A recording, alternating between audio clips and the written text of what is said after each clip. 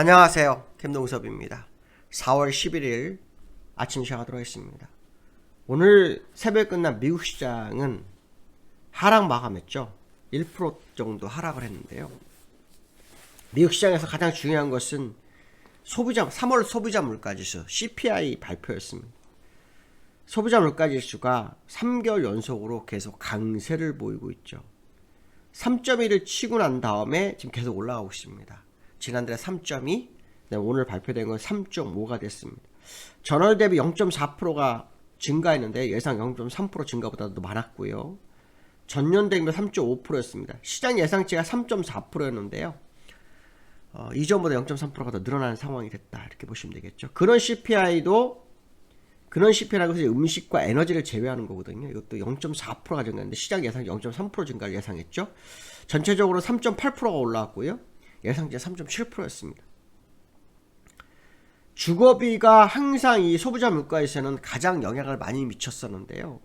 이번에 휘발유 가격이 좀 오르고 있었거든요. 지난달부터요. 그래서 이 휘발유 가격이 올라가면서 그 소비자 물가 지수를 올렸다, 이렇게 얘기할 수 있죠. 이로 인해서 6월 달에 금리 인하 가능성이 완전히 줄어들었습니다. 이 월요일만 해도 51% 정도 됐었죠. 이거 발표에 되고 난 다음에 17%로 줄었습니다. 그래서 금리 동결 가능성이 오히려 83%가 돼버리면서 6월 금리 인하는 아마 힘들 것으로, 제가 처음부터 말씀드렸죠. 6월 달에 금리 인하 하려면 지금 80% 정도는 돼 있어야 된다. 근데 힘들어진 상황이 됐고요. 지금 시장에서는 9월 금리 인하 얘기하는데 9월은 힘듭니다. 왜냐면 물론 이것이 꼭 통용되는 건 아니지만 과거에 선거 전에는 금리를 움직여서 어느 한쪽에 도움을 주는 일은 안 했다고 합니다. 그러니까 9월도 어렵다고 봐야죠. 그럼 12월 달을 밖에 없는 거죠. 11월에 선거니까요. 그렇다 그러면 올해 금리 인하 아예 못할 수도 있겠죠. 그렇게 되면은 뭐 금리 인상 시그널도 나올 수 있다, 그런 해석도 되겠죠. 또 3월 그 FMC 회의 후 의사록이 공개가 되는데요. 여기 보면은 최근 인플레 수치가 실망스럽다라는 연준 의원들 발언이 있었고요. 개선의 흐름이 멈춘다면 금리를 높게 유지해야 될 거다라고 얘기를 했다고 합니다.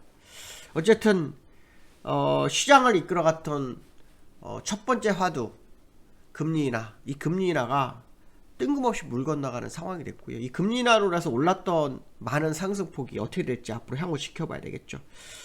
이로 인해서 10년물 국채금리는 4.5%까지 5%까지 오르는 상황이었고요. 공포지수는 또 올랐습니다. 4.7% 올라서 급등세를 보이고 있는 상황입니다. 이게 자꾸 올라가게 되면 주가가 빠진다, 뭐 이렇게 해석을 많이 하죠. 그래서 빅스지수 올라가고 있는 모습이고요. 레리 서머스라고 전 그 미 재무부 장관이 이런 얘기합니다. 연준이 또 금리 올릴 수도 있다, 진지하게 고려해볼 필요성이 있다라고 얘기합니다. 레리 서머스도 시장을 상당히 잘 보는 사람 중에 한 명이거든요. 근데 얼마 전에 닐 카시카리하고 미셸 보우만 그들과 의견은 좀 비슷하게 흘러가고 있는 그런 상황입니다. 제이미 다이먼이 8% 언급했는데요. 8%까지는 아니더라도 저는 개인적으로 금리 인하 해야 한다고 보거든요. 숨겨진 상업의 부동산이 한 2년째 얘기가 나오고 있어요. 왜냐면 어떤 문제가 나왔을 때 그 2년 정도는 해결이 돼 있어야 되거든요. 해결이 안 되고 계속 나오고 있거든요. 그럼 결국은 터집니다. 그게 이제 금리 인상 때문에 금리가 너무 높아서 생긴 문제잖아요. 그러니까 금리를 낮춰주지 않으면 그 기업들로 인해서 시장은 한번 위험해질 수 있다는 게 제 생각이거든요. 그래서 금리는 오히려 지금 인하하는 게 많은데 자꾸 소비자 물가지수, 그렇죠, 인플레이션에 관심을 갖거든요. 물론 인플레이션이 제일 중요하죠. 근데 이 인플레이션이 3% 정도는 인정해 줘야 되는 상황일 거라는 게 제 생각입니다. 그래서 그걸 인정을 못하고 계속 금리를 올리거나 시간을 때우면 향후 시장에는 큰 악재가 도래될 수도 있지 않을까라는 생각을 굉장히 좀 많이 하고 있다, 뭐 이런 말씀 해드리고 싶고요. 나스닥과 다우 흐름을 좀 보시면 다우는 1% 빠졌습니다. 그렇죠?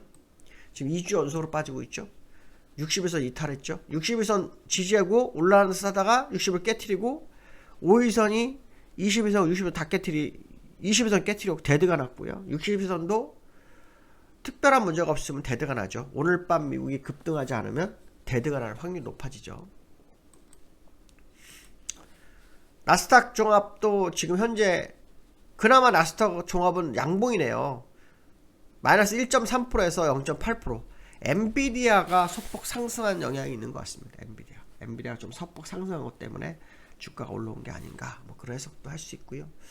서부 텍사스 중진료를 좀 볼 필요성이 있죠. 유가를 한번 볼 필요성이 있는데요.